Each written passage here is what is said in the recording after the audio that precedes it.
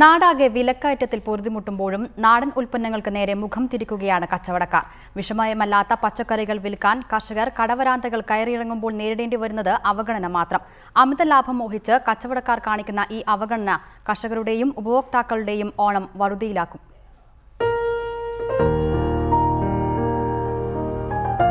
തളിപ്പറമ്പ് തൃച്ചംബരം റോഡിലൂടെ പോകുമ്പോഴാണ് വിളവെടുക്കാൻ പാകമായ നല്ല നാടൻ വേണ്ട കണ്ടത്. അന്വേഷിച്ചപ്പോൾ ഇത് മുസ്തഫയുടെ കൃഷിയാണ്. വിളവെടുക്കുകയല്ലേ എന്ന് ചോദിച്ചപ്പോൾ മഴയെ മറന്ന് മുസ്തഫ റെഡി. സഹായത്തിന് ഞങ്ങളും കൂടി.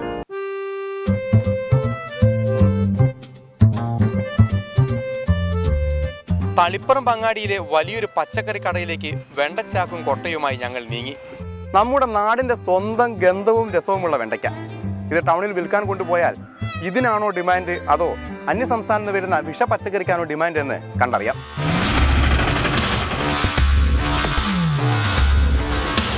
അല്ല, നല്ല നാടൻ വെണ്ടയുണ്ട്, എടുക്കട്ടെ? ആണോ? എന്താ വില ഇപ്പോൾ കൊടുക്കുന്നത്? എത്രയാ? സാധനം വേണ്ട എന്ന് മാത്രമല്ല, വില പറയാൻ പോലും കച്ചവടക്കാരന് മടി.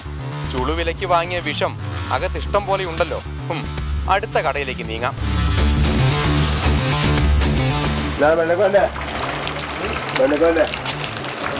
എത്രയാ?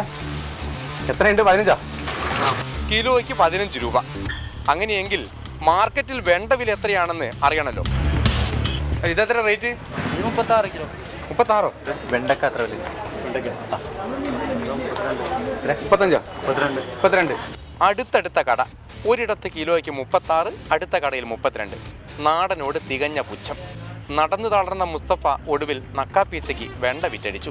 അവിടെയും കടക്കാരന് മതിപ്പ് പോരാ. പൊട്ടിച്ചു നോക്കണം, തിന്നു നോക്കണം.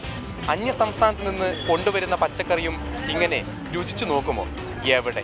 നല്ല താല്പര്യമുള്ള കൂട്ടരുമുണ്ട്, കടക്കാർക്ക് താല്പര്യം കുറവ്. ഇവിടെ ആടിനെ പേപ്പട്ടിയാക്കുന്ന ലാഭക്കൊതിയന്മാർ ഒരു ജനതയെ എല്ലാ വിധത്തിലും പിഴിയുകയാണ്.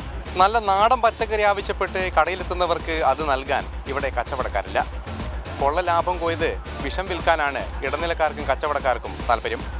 കണ്ണൂരിൽ നിന്നും ക്യാമറാമാൻ ലിമേഷ് ചെറുവേഷ്കൊപ്പം കെ ശശീന്ദ്രൻ, റിപ്പോർട്ടർ.